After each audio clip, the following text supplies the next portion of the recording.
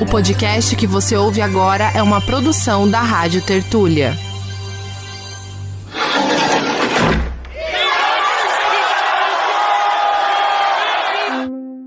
De todos os processos que foram analisados, quase 80% deles não têm certidão de óbito das pessoas que faleceram. As pessoas morrem no caminho, porque elas esperaram horas pela escolta policial, basicamente isso. Existem muitos órgãos que deveriam ser comunicados, que deveriam fazer algum tipo de registro dessa morte e não fazem. O Estado é muito omisso no cuidar, né? E a saúde, a gente tem um SUS para isso, né? Então, talvez melhorar, ampliar essa comunicação é uma das nossas recomendações mais importantes. Começa agora a Guilhotina, o podcast do Le Monde Diplomatique Brasil. Eu sou Luiz Brasilino e estou aqui com Bianca Pio. Salve, pessoal, tudo certo? Bom, nesse episódio a gente recebe a socióloga Natália Pires de Vasconcelos. Oi, Natália, tudo bom? Tudo bem, prazer, que bom estar aqui. E a advogada Carolina Cutrupi Ferreira. Oi, boa tarde, tudo bom? Bem-vindas ao nosso episódio 219 aqui do Guilhotina. Obrigada por nos receber. A Carolina é professora de Direito da Universidade Federal de São Paulo, doutora em Administração Pública e Governo na Escola de Administração de Empresas da Fundação Getúlio Vargas. E a Natália é pesquisadora do INSPER e do LAUT, o Centro de Análises da Liberdade e do Autoritarismo. Ela é doutora em Direito pela USP e doutoranda em Sociologia pela Universidade da Geórgia. A Natália é uma das coordenadoras e a Carolina uma das autoras da pesquisa Letalidade Prisional, uma questão de justiça e de saúde pública. Vocês podiam começar nos contando um pouco sobre a pesquisa, qual foi o objetivo, quem que esteve envolvido? Eu começo, Carol? Quer que eu comece? Essa é uma pesquisa, né, que foi contratada pelo Conselho Nacional de Justiça. A gente ganhou um edital chamado Justiça Pesquisa, um edital acadêmico de pesquisas aplicadas para o sistema de justiça, para entender especialmente a atuação do judiciário, né, em diferentes áreas do direito e da sociedade, né, de uma maneira geral. E essa é uma pesquisa que eu coordenei junto com a Maíra Rocha Machado, que é a nossa mestra, minha e da Carol também, nossa líder, e uma equipe muito, né, grande, cheia de pessoas brilhantes e muito dedicadas ao tema, que tem trabalhado com a temática tanto dos efeitos do sistema de justiça sobre a saúde, sobre o bem-estar, sobre o corpo, os efeitos, né, do sistema de justiça e das prisões sobre as pessoas. Eu queria também agradecer a todo mundo, a gente está aqui representando, mas somos muitas e muitas, né, e ainda em movimento. Essa é uma pesquisa que continua. Então, a pesquisa, né, ela teve o intuito de entender como se processam ou se apuram, se compreendem, se registram, né, as mortes que acontecem sob custódia, né, as mortes sob custódia prisional no Brasil. Foi um chamado importante do Conselho Nacional de Justiça, porque esse é um tema que, apesar de ter muitas pesquisas separadas de pesquisadores individuais, uma visão sistêmica e completa do fenômeno ainda, o CNJ sentia que ela ainda não existia completamente, né, ela precisava ser formulada de alguma maneira e formulada de uma forma a propor uma visão aplicada, né? Então, não só pensar teoricamente, sociologicamente sobre o problema, mas pensar quais são os gargalos da política, né? Que envolve tanto o sistema de justiça e o sistema prisional como de uma maneira geral, e esses gargalos que eventualmente não só causam, né, ou são causas que contribuem para a mortalidade, né, dentro do sistema prisional, mas também gargalos que afetam o processo de conhecimento, de registro, de apuração dessas mortes, e que, portanto, né, se são gargalos, nos previnem de entender e, eventualmente, evitar e melhorar as condições do sistema prisional. Então, um pouco, essa foi a chamada do Conselho Nacional de Justiça, foi entender esse fenômeno, né, o que é a morte sob custódia, como ela é formalizada, né, o que é a causa e que esse evento morte, né, gera para o sistema de justiça, do ponto de vista tanto formal quanto social. E a nossa proposta foi pensar isso dentro dessa chave, né, de olhar para o evento morte, né, dentro do sistema prisional como um evento que, né, traz a fusão de várias áreas do saber, porque é um evento muito complexo que precisa desse aporte de áreas de conhecimento diferentes, né? Então, da sociologia, do direito e da saúde pública, essas foram as principais áreas, né, que nós juntamos. Mas as pesquisadoras e os pesquisadores têm trajetórias interdisciplinares, então tem gente que veio da estatística, gente que veio da programação, então pessoas assim que trouxeram diferentes saberes para entender esse fenômeno na dimensão, dentro do escopo do que o Conselho Nacional de Justiça pretendia. E essa nossa ideia, né, de pensar a letalidade, a prisão como um espaço que causa, né, ou que aumenta a probabilidade de mortalidade, né, de morbidade e mortalidade, gera esse nome, né, letalidade prisional. Né? Então, a prisão é letal, ela pode ser mais ou menos letal, e depende do tipo de sistema prisional e de sistema de justiça que nós temos, mas ela é um fator que aumenta as chances das pessoas sob exposição ao sistema prisional de adoecerem e de morrerem. Então, a ideia é pensar a prisão com esse aspecto, né, e o conceito de letalidade surge daí. Carol, se você quiser complementar, também fica à vontade. Eu acrescentaria só um ponto que ela destacou, que eu acho que é um diferencial da pesquisa, foi um esforço que a gente teve de conceituar a letalidade prisional, e aí a gente traz um conceito muito específico aqui na pesquisa, que é definir como um conjunto de eventos e riscos para a saúde que estão associados à vida na prisão, né? E como que essa vida, né, essa passagem pelo ambiente prisional, ela pode implicar em mortes tanto dentro quanto fora, né? Então, a exposição que o ambiente prisional provoca na saúde das pessoas vai repercutir mesmo depois quando elas saem. E na introdução da pesquisa, né, vocês afirmam, morre-se muito, sabe-se pouco, registra-se quase nada. Então, eu queria pedir para vocês contar um pouco como é que funciona o sistema prisional em casos de mortes dentro das cadeias. Apesar que na pesquisa vocês ampliaram também para considerar as mortes fora, né? Acho que talvez seria interessante explicar. A Carol, você pode começar respondendo, por favor? Claro. Eu acho que antes da gente discutir, né, como funciona esse registro e comunicação das mortes no sistema prisional, é importante saber um pouco da dinâmica da gestão administrativa dos estabelecimentos prisionais no Brasil. Hoje, a imensa maioria das prisões brasileiras, elas são geridas pelos governos estaduais, e os governos estaduais têm uma relativa autonomia para organizar, seja a construção desses estabelecimentos, como que essas pessoas vão ser alocadas, né? Então, quem vai ocupar qual estabelecimento, e praticamente todas essas decisões ficam a cargo desses governos estaduais. Em consequência disso, a gente tem uma variação muito grande de regras de comunicação, seja das condições das pessoas que estão dentro de cada estabelecimento e mesmo entre os estados. Então, cada estado organiza de uma determinada forma como vai funcionar esses registros, essa gestão em geral dessas pessoas, e isso vai se aplicar também quando há mortes, né? Então, a gente conseguiu observar na pesquisa que cada estado tem fluxos próprios de comunicação dessa morte, seja para a polícia, né? Porque se a gente tiver diante de um caso em que houve um suposto crime, um homicídio que levou àquela morte, isso tem que ser comunicado para a polícia, isso tem que ser investigado, também tem que ser comunicado para os órgãos de saúde e para os órgãos de perícia e para tanto outros atores que podem ter alguma atuação, né, ou alguma repercussão que essa morte provoca.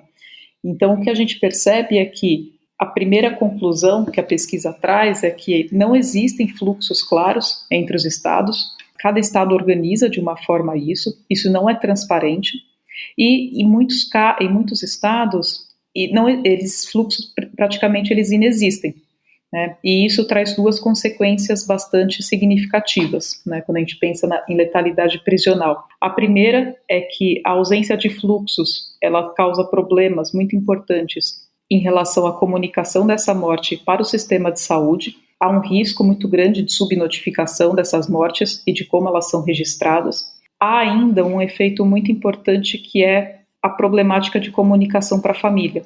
Nem sempre a família e as pessoas responsáveis pelos processos, né, os advogados públicos ou particulares que acompanham mais de perto o cumprimento dessa pena de prisão, eles são informados no devido tempo para tomar providências em relação a essa morte. Além disso, o que a gente observa é que os estados também têm uma autonomia na produção desses dados em relação às mortes e que, por consequência do que a gente está falando aqui, de não haver uma padronização, isso também se reflete nos dados. A gente também não consegue comparar de uma forma confiável e consistente as mortes, seja entre estados no mesmo período, seja em relação a períodos anteriores ou construção de uma série histórica de mortes entre cada estado. Então é muito difícil a gente avaliar para fins de políticas públicas, né, ou de medidas que vêm sendo adotadas para a redução dessas mortes, o que tem sido efetivamente o impacto, né, o que tem funcionado nesses casos, porque os dados ainda são muito ruins quando a gente fala de mortes de prisão. Natália, você quer complementar ou a gente segue? Eu posso complementar, acho que tem 2 pontos. Vocês mencionaram a discussão sobre morte interna e morte externa, né, que é uma diferença que a gente faz. Acho que essa foi uma distinção até artificial que a gente construiu para a pesquisa, para tentar pensar o escopo da pesquisa, mas ela é artificial porque a nossa visão, né, é que a morte acaba sendo um processo, né, de adoecimento, né, que acontece. Ele começa, às vezes, esse processo às vezes começa muito antes da exposição prisional, porque as pessoas que, né, são expostas ao sistema prisional, elas já vêm de processos, né, de vulnerabilidade diferentes, né, que vêm de onde moram, da situação socioeconômica né, da qual as questões e os desafios, né, das suas vidas antes, né, de entrar dentro do sistema prisional. E a exposição prisional aumenta ainda mais os riscos, né, de adoecimento e de morte para uma série de condições de saúde.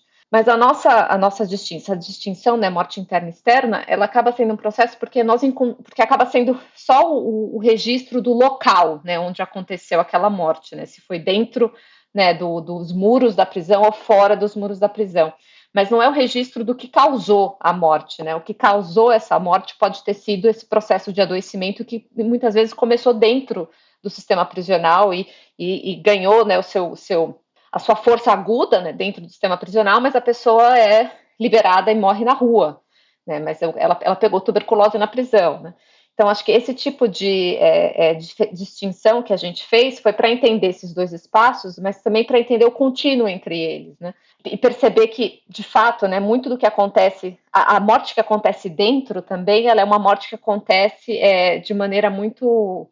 Ela, por quase definição, essa é uma morte que quase que completamente, né, a pessoa está sob tutela e controle e proteção do Estado. Então, esse é o tipo de morte que não há absolutamente nenhuma razão pela qual ela não poderia ter sido evitada ou da melhor forma possível, né, na sua máxima medida.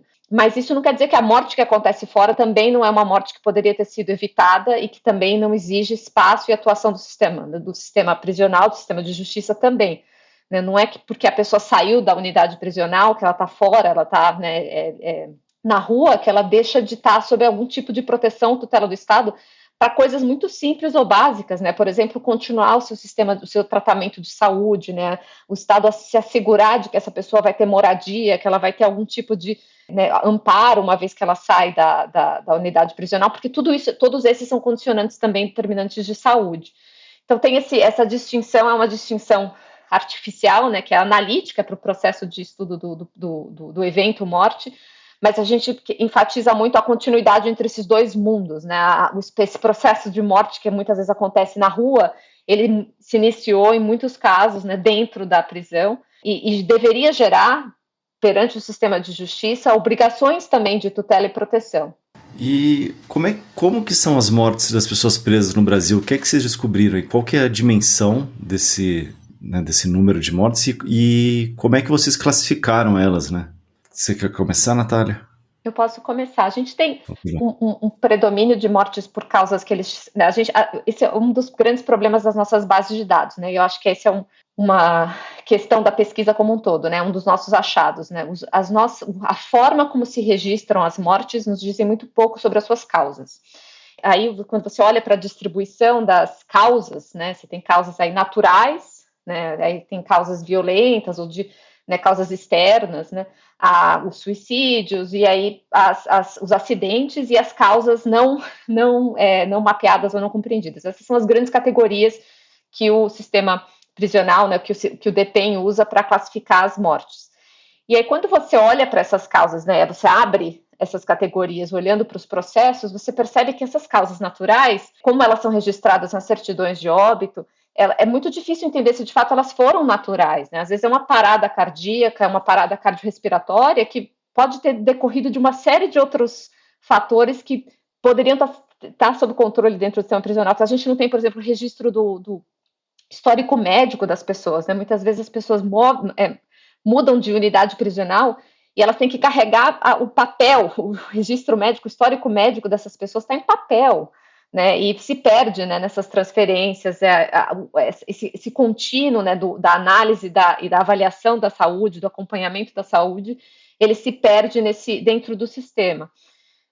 Então, mesmo dentro dessas causas, né, então a mais predominante aí são as causas que são dadas naturais, que seriam esses processos de adoecimento do corpo, né? Quando a gente abre elas, a gente percebe que é muito difícil entender o que de fato é a causa, né? Então, por exemplo, causas que estão associadas a problemas cardiorrespiratórios, que é uma das causas predominantes, é difícil saber se é isso, o que deu nessa parada cardiorrespiratória, o que antecede, né? Então, as causas secundárias ou terciárias que geram, né, aquele evento que, né, quem preencheu a certidão de óbito identificou como o evento principal, né, que gerou ali o óbito. Então, a gente encontrou essa como uma causa predominante na população também externa, né, então isso era esperado, mas a gente encontrou uma quantidade muito grande de mortes violentas, né, não só mortes causadas por homicídios dentro da prisão, né, mas também mortes violentas também causadas por processos, né, de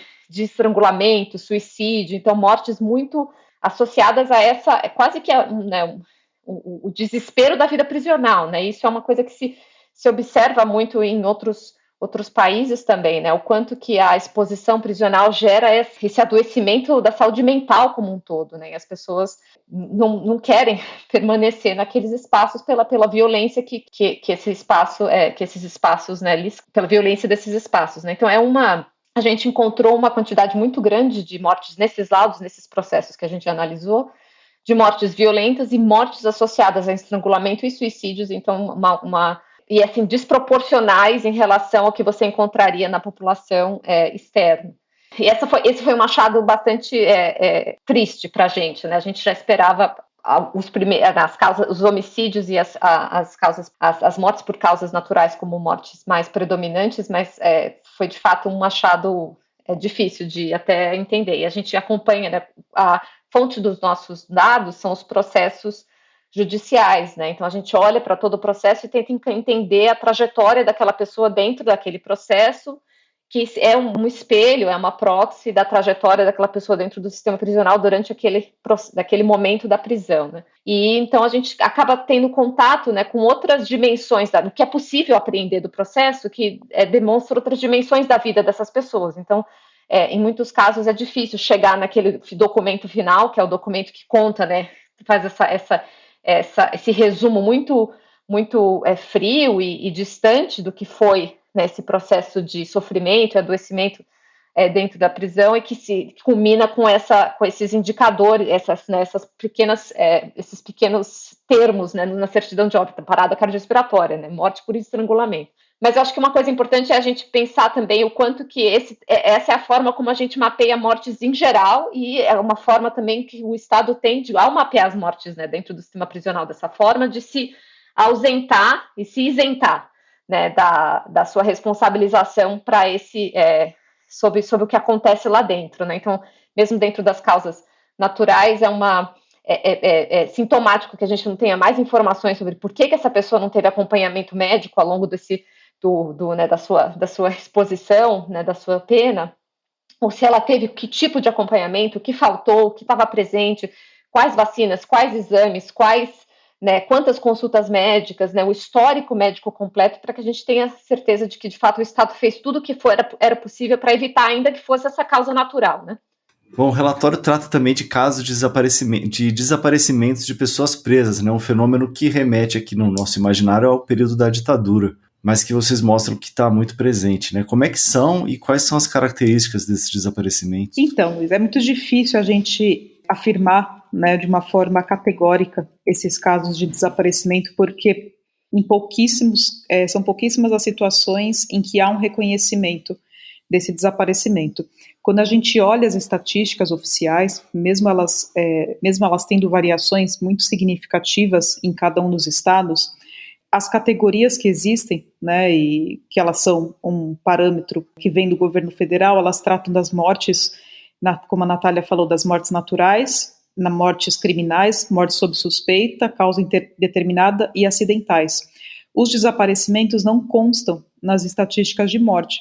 O que a gente pode pensar é que, em muitos casos, principalmente envolvendo os grandes massacres recentes que ocorreram no país, como na penitenciária agrícola de Monte Cristo, em Roraima, ou mesmo no caso do presídio Anísio Jobim, em Manaus, é que muitos casos são ou indicados como fugas para fins das estatísticas oficiais, mas a gente não tem elementos que corroboram isso. O que a gente consegue perceber é que há um aumento significativo no número de fugas nos períodos correspondentes a esses grandes massacres, mas há outros elementos, para além dos processos judiciais que a gente analisou, que dão conta um pouco de contar a trajetória desses desaparecimentos, que são principalmente os relatórios do Mecanismo Nacional de Prevenção e Combate à Tortura, e relatórios de visitas prisionais que são feitos pelo Ministério Público e também pelos juízes,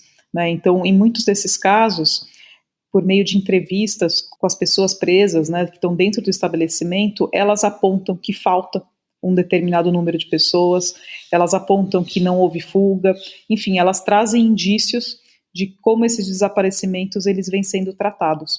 A gente não consegue, pelo material e pelo recorte de pesquisa que a gente escolheu, a gente não consegue dar uma dimensão, né, muito mais precisa sobre esse número de desaparecimentos nos estabelecimentos prisionais.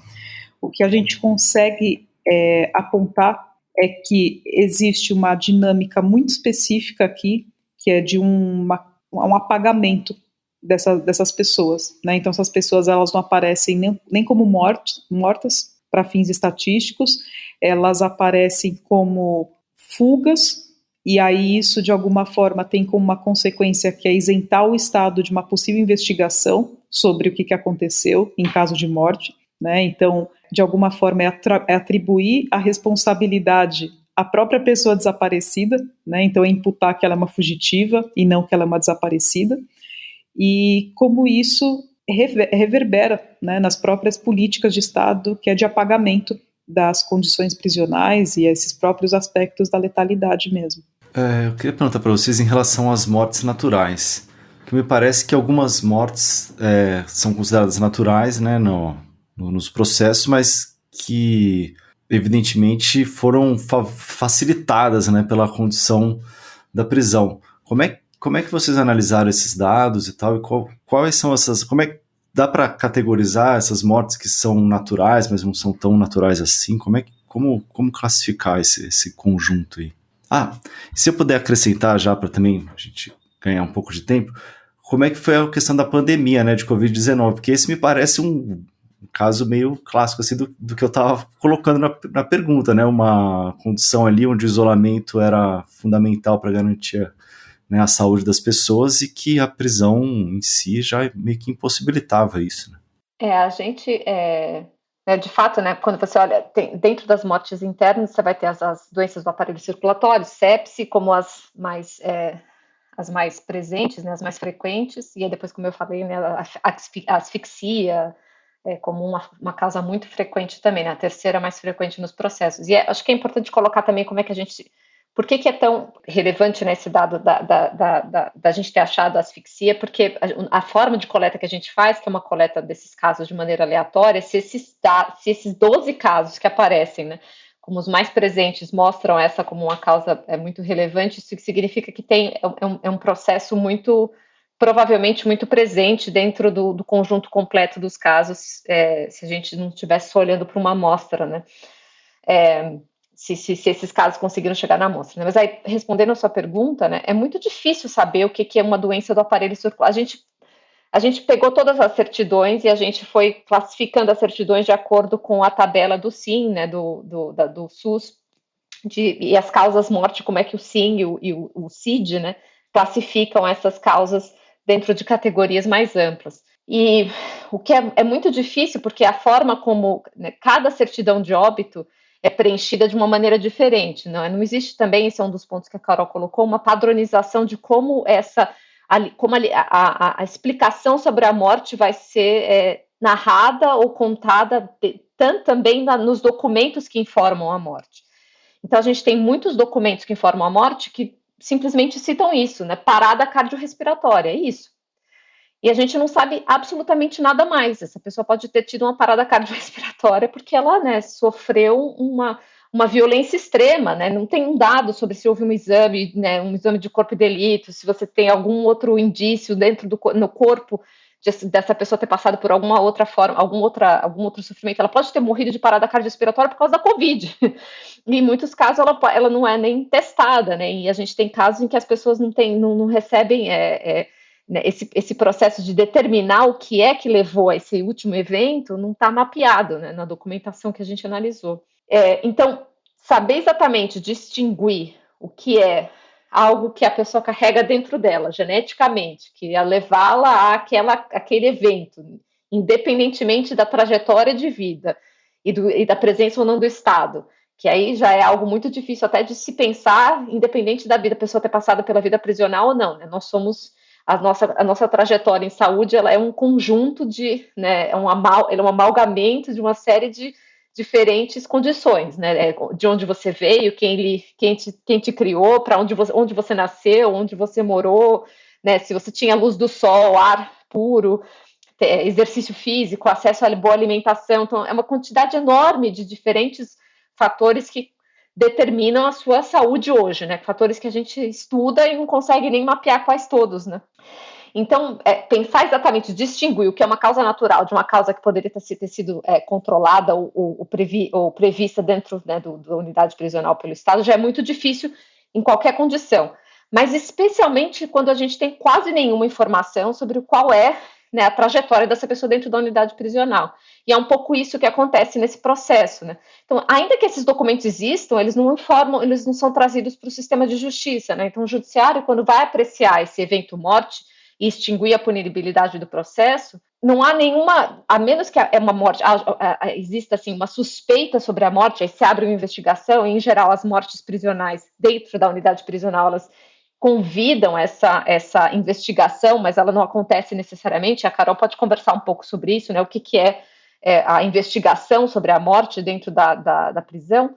Mas a menos que isso seja feito de uma maneira muito diligente, já é muito difícil, né? Mas a informação que é coletada no momento em que a pessoa morre, ela é muito escassa.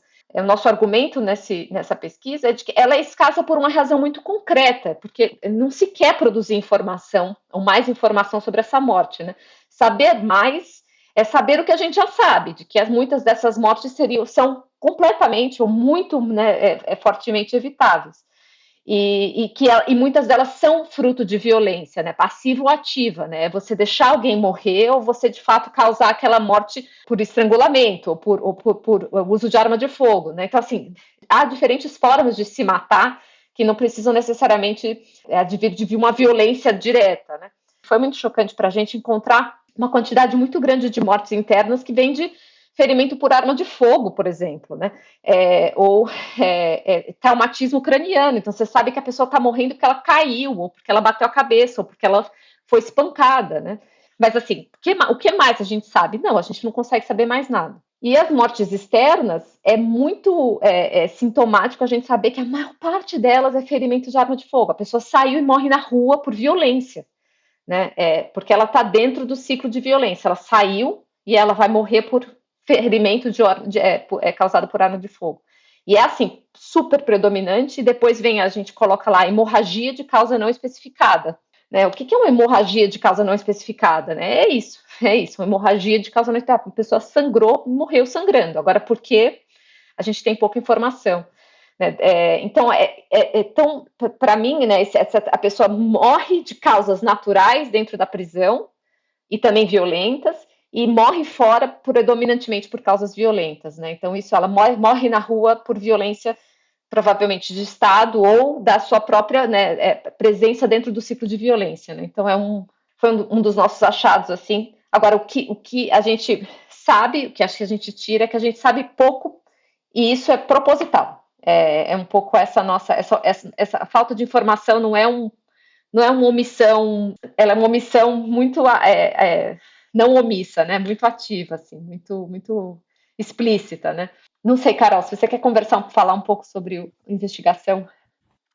Eu ia perguntar sobre isso, que eu acho que é o que a Carol ia falar, que se vocês identificarem, então, pelo que a Natália falou, uma atuação do sistema de justiça no sentido de dar um caráter mais natural, né, para essas mortes, tipo, objetivando eximir as autoridades de uma responsabilidade, né, cara? Eu acho que tem uma questão que a Natália colocou que é muito importante em relação à dificuldade de produzir dados e que ela decorre muito pela configuração, né, que a gente tem conversado de autonomia das administrações, de como elas mantêm esse apagamento, essa invisibilização desses dados, mas também é importante a gente ver que a documentação sobre a morte também ela é muito precária. Né, não é só em relação a como esses dados vão ser produzidos e divulgados, mas como toda a documentação que seria o mínimo quando a gente está pensando de uma morte, seja dentro do sistema prisional ou não, ela é muito precária. Então, um dado muito chocante na pesquisa é que de todos os processos que foram analisados, quase 80% deles não tem certidão de óbito das pessoas que faleceram.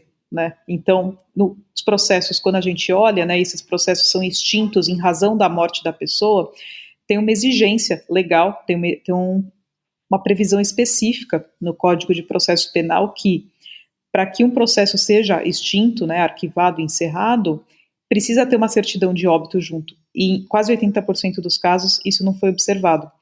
Então, isso já dá um pouco a tônica, né, já mostra um pouco um panorama da dificuldade de se produzir um mínimo de documentos relacionados a essa morte, e quanto mais de falar de procedimentos investigatórios. Né?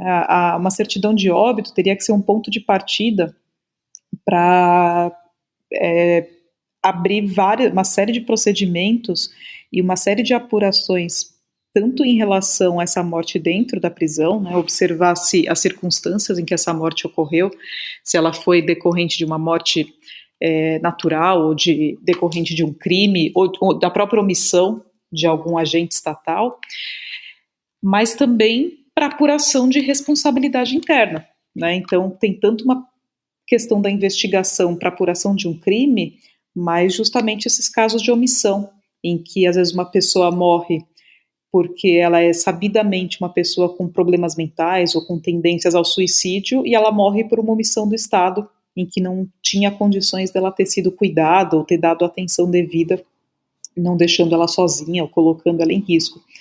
Então, em regra, né, quando a gente pensa numa investigação criminal, deveria ser conduzida pela Polícia Civil, né, e isso vale também para as mortes que ocorrem dentro do ambiente prisional.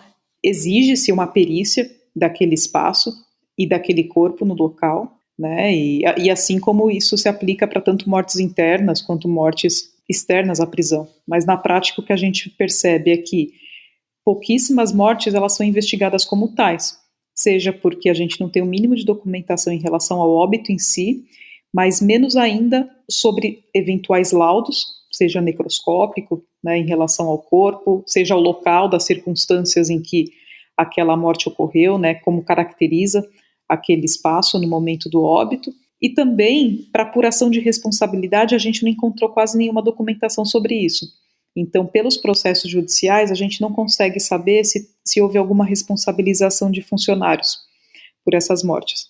Então, ainda que exijam um arcabouço legal que justifique algum tipo de investigação e apuração de responsabilidade, porque a gente pode estar tratando potencialmente de um crime, quando a gente está falando de uma morte dentro do sistema, que ela necessariamente exige uma investigação, não é o que se revela na documentação que a gente observou nos processos. Então, aparentemente, pouquíssimos casos são investigados, seja em âmbito da polícia, né, para fins criminais, quanto no âmbito de responsabilidade dos funcionários que estavam ali naquele estabelecimento.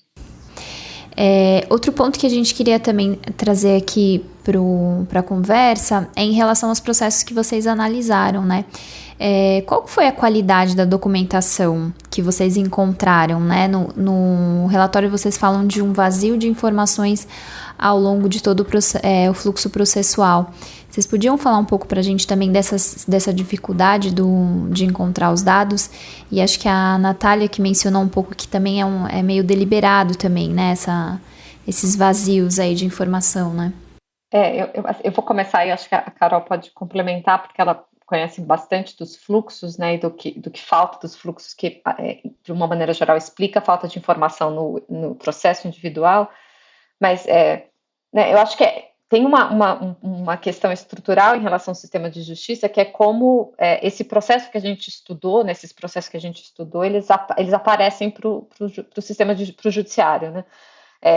A pessoa morre e aí há um pedido de extinção de punibilidade pela morte dessa pessoa, e foi aí que a gente capturou esses processos para tentar entender o quanto que o sistema de justiça conhece ou sabe sobre aquela morte, ou quer conhecer ou saber sobre aquela morte. Então, a partir desses processos, a gente foi desatando o nó, né, que leva a entender se houve investigação ou não, né, as condições dessa morte, se o juiz que vai extinguir a punibilidade sabe de alguma coisa, e se isso dá origem a algo mais amplo em relação a entender as condições dessa morte, né, se é uma morte suspeita, se é uma morte violenta.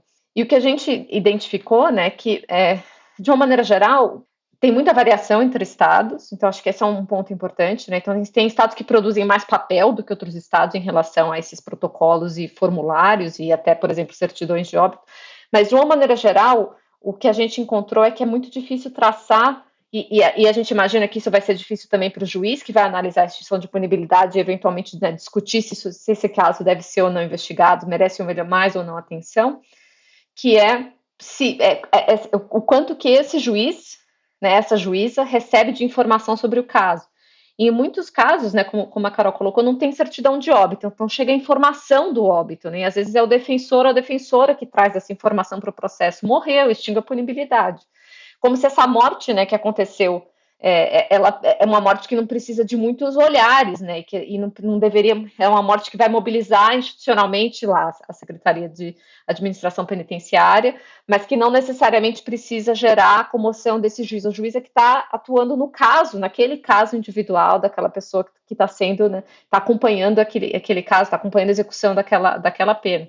E acho que esse é um dos nossos achados, né, que a gente tem uma dificuldade de entender o que está acontecendo, o que aconteceu, né, nesse evento morte, mas isso é um problema para a gente, mas é um problema muito maior para esse juiz ou juíza que eventualmente vai fazer o controle dessa morte, né? Porque se para ela ou para ele chega pouca coisa e não há essa mobilização de procurar mais ou de investigar mais, se é quase que um sistema, né, um caminho burocrático, né? Então se produz o papel certo para distinguir a punibilidade, se junta às vezes até a certidão de óbito. É uma causa natural, não tem que investigar mais, acabou. É um pouco que, assim, para a gente como pesquisadora, né, e trabalhando, pensando, né, em entender, desenhar o diagnóstico desse problema e processo, já é muito frustrante e difícil, né? Mas a gente imagina, por exemplo, para as famílias, né? Chega essa notícia, e é um pouco isso que acontece, né? Chega a notícia de que o familiar dessa pessoa morreu e se extingue a punibilidade, às vezes a família não sabe, né? O defensor ou a defensora traz a informação para o processo, mas ninguém informou a família, né? A SAP traz a informação para o processo e ninguém informou a família. E aí a família vai fazer o caminho todo, né? De pensar, fazer até uma investigação paralela, né? A gente tem um caso que eu estou estudando com a Maíra, que vem dessa base, em que a gente vai olhar para esse processo e pensar, puxa, tem um caso, né, de uma morte que aconteceu dentro de uma unidade prisional. Assim, é impressionante o quanto se faz uma investigação, mas é impressionante a quantidade de papel que se produz que não diz absolutamente nada sobre como essa pessoa morreu. Então a gente lê páginas e páginas de processo e aí numa página a pessoa caiu, na outra ela passou mal, na outra ela foi parar no ambulatório porque estava com uma dor no peito, na outra ela caiu, bateu a cabeça na mureta. Tem várias narrativas diferentes, não há um caminho, né, específico, mas toda a narrativa é para dizer, bem, todos os indícios indicam, todas as informações são indícios de que o Estado não é responsável. Então, a narrativa é construída para se desresponsabilizar o Estado, né? E aí a gente, estudando esse processo, inclusive, a gente olha, tem um caso que a mãe dessa pessoa entra na justiça e mesmo assim, né, mesmo a mãe procurando informação sobre o caso e sobre quem responsabilizar, não consegue mobilizar esse aparato que está organizado para blindar todos os atores, né? Então também tem essa questão, né? A gente não tem um terceiro completamente isento que vai fazer e conduzir uma investigação completamente isenta e vai conversar com as pessoas e ter acesso a todos, né, aos companheiros e companheiras de cela dessa pessoa, né? Quem é que vai contar uma narrativa diferente da narrativa do Estado ou dos funcionários da unidade prisional, sendo que você vai continuar vivendo lá, né? Sendo que você vai continuar dentro daquelas condições. Então, assim, o processo de investigação também é um processo muito difícil de acontecer, e ele já é permeado de vieses, né? Todas as instituições que estão dentro desse processo, elas ganham muito pouco em se autorresponsabilizar. Então, elas conduzem uma investigação e elas não querem também se responsabilizar por essa investigação, porque ela se responsabiliza, né? Alguém deveria estar olhando esse caso desde o começo, né? Então, eu acho que é um pouco isso, assim, né? Acaba sendo um conto com um fim já premeditado, assim, né? No final, a gente vai descobrir que o Estado não tinha culpa de nada. A pessoa caiu, bateu a cabeça. Não sei, Carol, se você quer acrescentar. Eu ia falar, Carol, pode falar do fluxo processual também, ou, enfim, trazer outro ponto que você achar interessante. Eu acho interessante o que a Natália ela apontou, porque ela conta uma trajetória de uma frente da pesquisa que está olhando para casos individuais, né, e como que é essas informações conflituosas e como isso vai sendo juntado e apresentado no corpo de um processo judicial, né? Então, provavelmente em alguns processos, né, os que são melhores documentados, tem justamente uma certidão de óbito, às vezes tem um boletim de ocorrência, tem um inquérito que indica o início de uma apuração ou o início de uma investigação no âmbito interno, né, que às vezes o próprio diretor do estabelecimento ele quer apurar a responsabilidade, mas todos esses documentos não necessariamente eles comunicam entre si ou trazem uma narrativa coerente do que aconteceu, né? Então isso é uma dificuldade que a pesquisa notou também, que existem muitos órgãos que deveriam ser comunicados, que deveriam fazer algum tipo de registro dessa morte e não fazem, né? E aí um dado muito curioso que a gente obteve é que no início da pesquisa a gente decidiu encaminhar pedidos de informações para todos os órgãos que a gente julgasse que tivesse alguma informação sobre óbitos no sistema prisional. E a gente mandou para todos os estados, né, foi uma pesquisa nacional, para vários órgãos do governo federal também, não só limitados àqueles vinculados ao sistema penitenciário, mas também órgãos de saúde, de proteção de minorias, como indígenas, estrangeiros. A gente queria efetivamente fazer um mapeamento e ver o que podia existir ali para ter um ponto de partida dessa pesquisa. E é muito curioso, porque das quase 400 pedidos que a gente fez de informação, a gente recebeu um pouco mais de 30% de respostas. A gente não teve quase, nem sequer uma resposta do tipo, não temos resposta ou não temos essa informação, a gente contabilizou de alguma forma como resposta. Desses 30% de respostas que vieram desses órgãos, elas têm tanto respostas com informações, dados ou protocolos que são adotados por cada órgão, mas também tem respostas muito vagas, do tipo, esse setor não é responsável, você deve procurar o órgão tal para ter tais informações, ou não somos responsáveis por essa produção de informações. Então, esses 30% eles são muito significativos para mostrar que, em muitos casos, a gente vê que essa produção de informação sobre mortes, ela está concentrada nos órgãos de segurança pública e de administração prisional. Então, ela passa, muitas vezes, à margem dos registros da saúde pública, que a gente não sabe exatamente como isso vai ser registrado, para o sistema de justiça, né, como a Natália falou, o que chega de informação no processo judicial, quando o juiz vai analisar, é tudo muito fragmentado, a gente não sabe exatamente quais são os critérios, como que isso é encaminhado e juntado no processo, e tantos outros órgãos que teriam algum papel a desempenhar ali, né? E aí eu acho importante mencionar especificamente a assistência social de cada estado, de cada município, que poderia fazer uma articulação com a família dessa pessoa, para de alguma forma comunicar a morte e a circunstância da morte, entregar prontuários médicos ou dar orientações até mesmo sobre o funeral. Então, isso é quase inexistente também.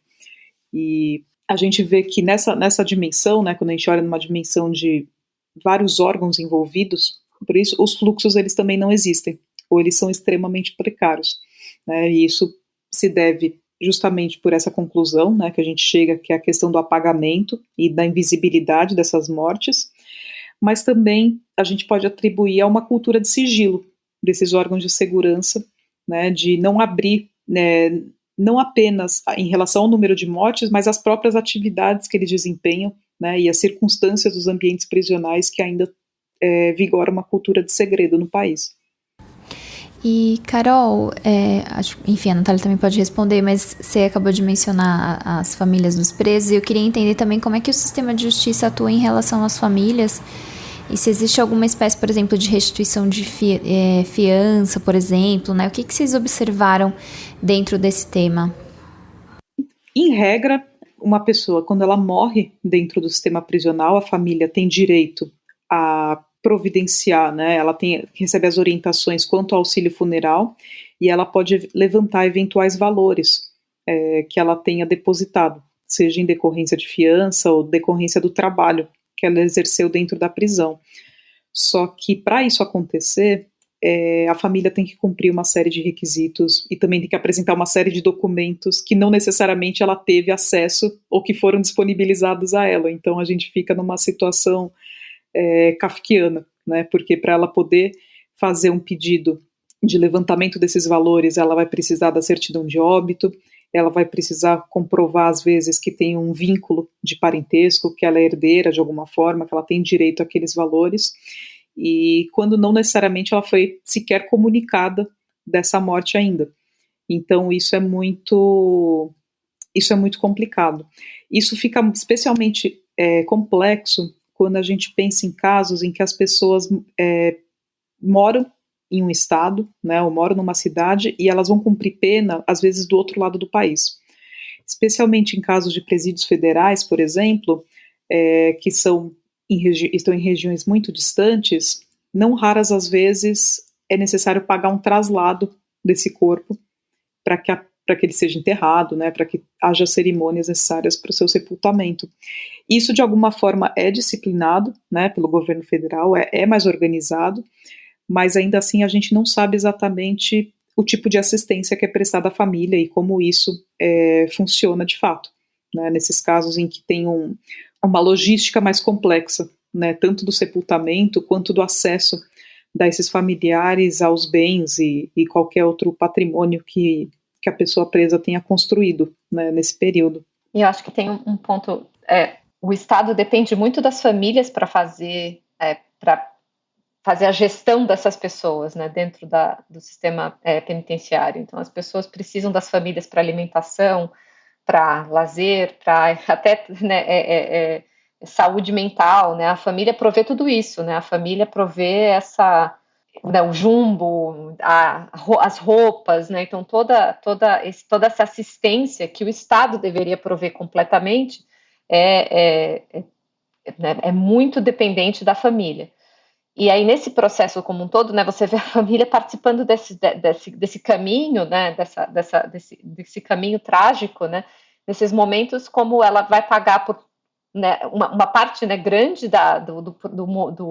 do período, né, da vida dessa pessoa em privação de liberdade é financeiramente, né, arcado pela família, né, desde a defesa, né, os custos com advogado, quando isso não é provido pelo Estado, quando a família, né, prefere, né, ter assistência jurídica privada, até, né, a família pegar um ônibus longe, né, e sair da sua cidade para ir para visitar e levar o jumbo, né, a cada 2, 3 semanas para conseguir manter aquela pessoa viva, né, e aí no final a pessoa morre e a família ainda arca com os custos, né, em muitos casos, né, um desses casos que a gente está estudando, com o custo do traslado do corpo. Então é uma coisa assim inimaginável, que a situação que a gente vê, né? A família perdeu aquela pessoa desde o começo e ela vai também pagando por isso, né? Então tem uma transferência dos custos, né, do Estado para as famílias também, né? Então tem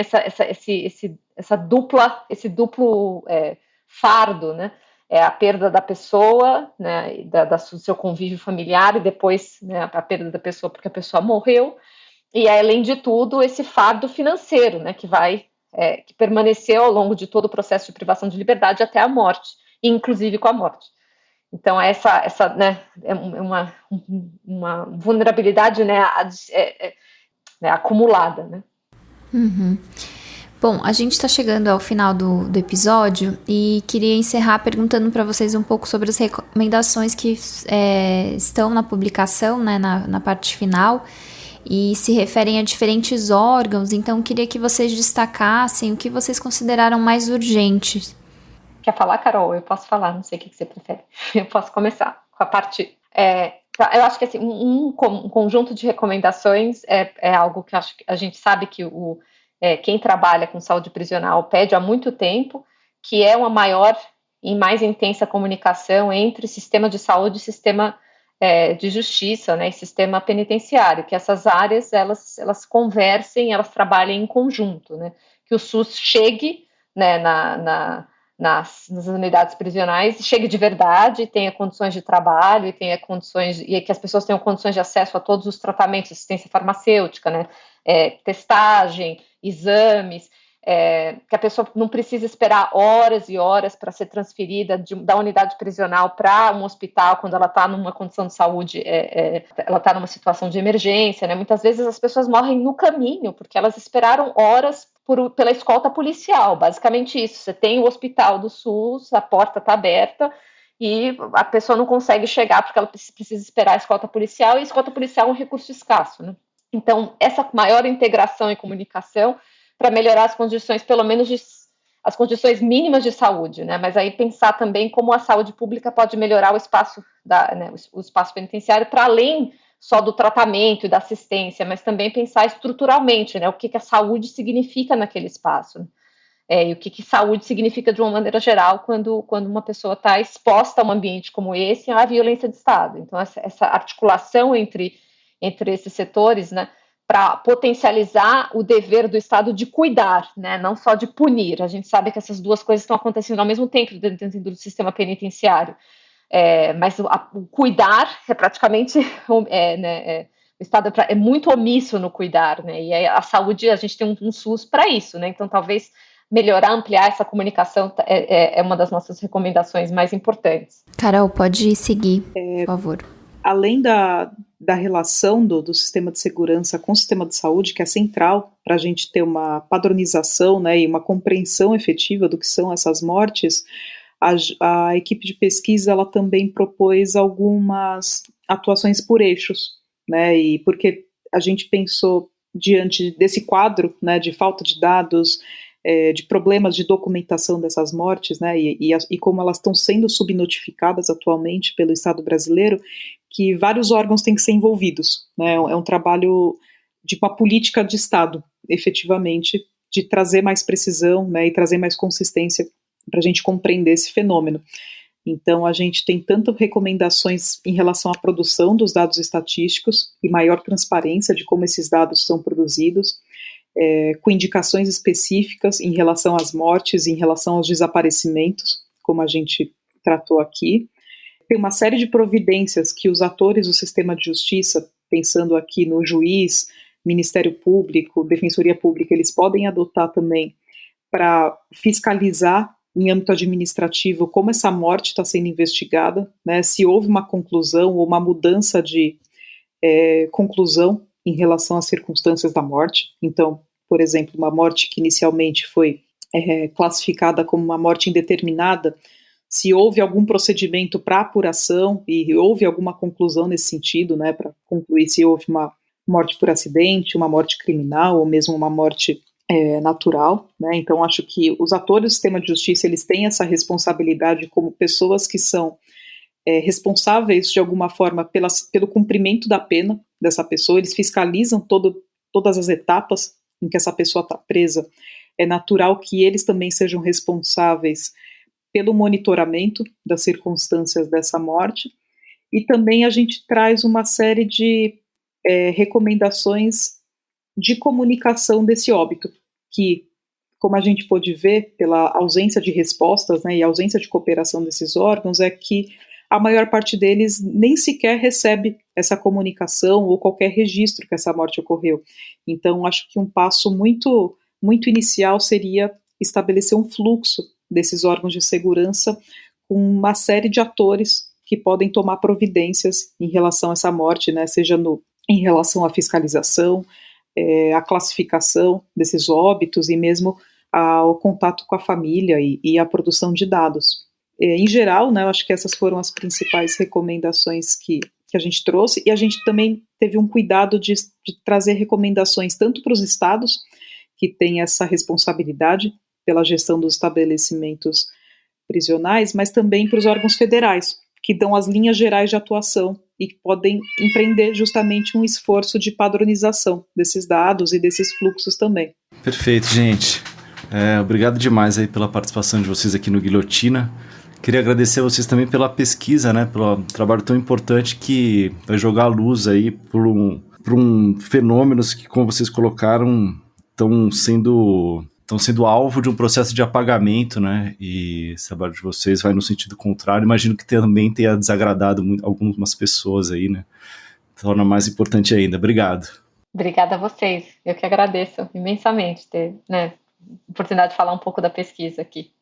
A gente que agradece pela oportunidade, foi ótimo, e agradecer também pela equipe da pesquisa que confiou na gente para estar aqui hoje representando todo mundo, né?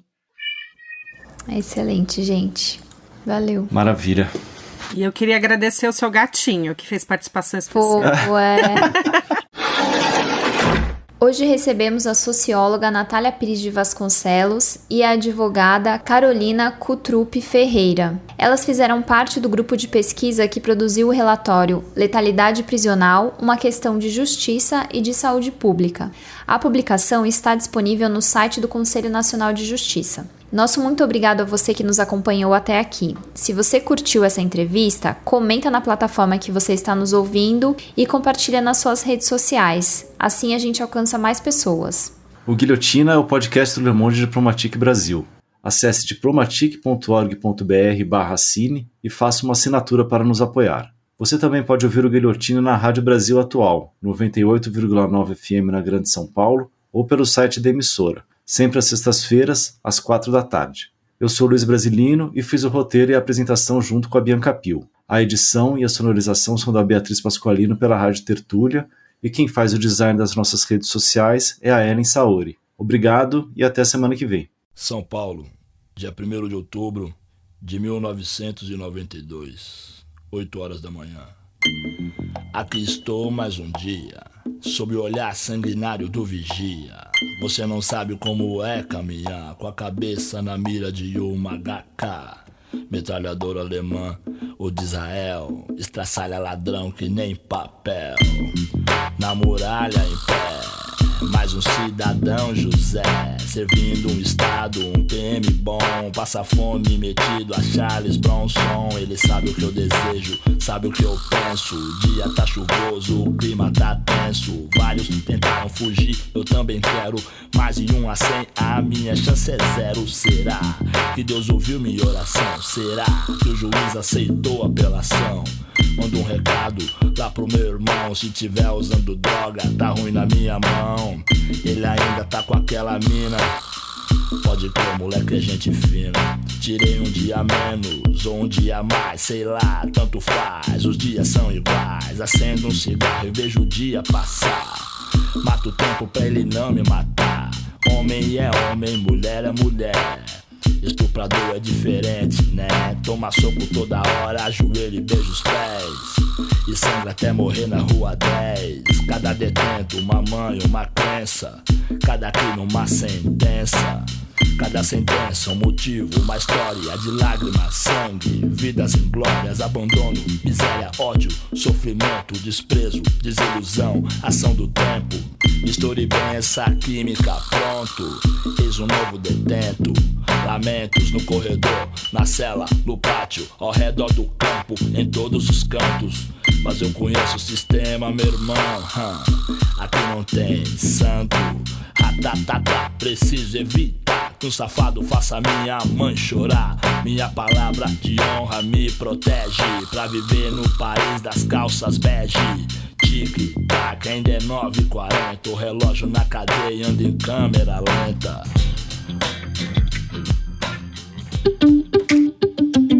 Quer produzir um podcast? Chama a Rádio Tertúlia, estúdio profissional e 20 anos de experiência na área. radiotertulia.com.br